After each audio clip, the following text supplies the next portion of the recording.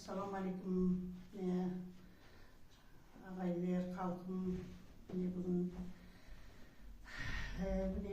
men bir ağaylardan birlerini eshitip keldim. Kazakbay inimiz uyundan klinika açıp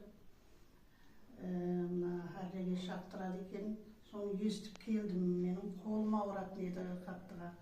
Doktorga da bardım, lечение de aldım. Onu bilen de koymadı. Doktorlarım rahmet, ne kıldık, faydası onça bilmedim. Soну bilen Kazakbay inimizдің үйünde bir келініміздің естіп келіп едім, сол болады емлеуге деді.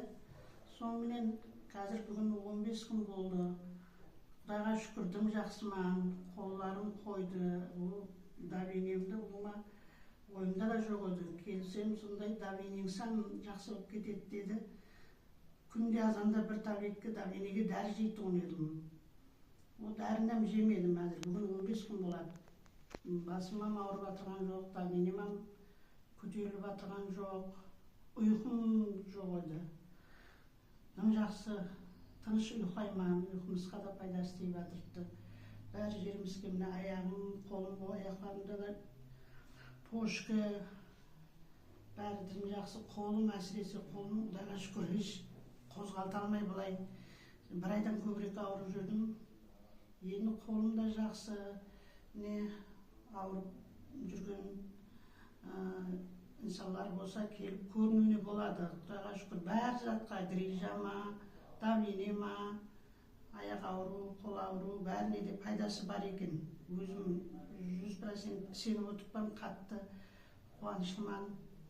Давлением әсіресе давлением әзірге 15 күнден бері болмады. Дәрі де жеген жоқпын. Тыныш ұйықтап та жатырмын. Әйтеуір ауырып жүрген insanlar болса келіп, қай жері ауырса да Алла Тағаладан әуелі қала берсе, мына Қазақбай ініміз келіншегі Жәмила да екеуі де әрі шақтырды. Еш қатты әйтеуір өзімді жақсы ұстап жүрмін, дым жақсы жүріппен, тыныш ұйықтап жатырмын.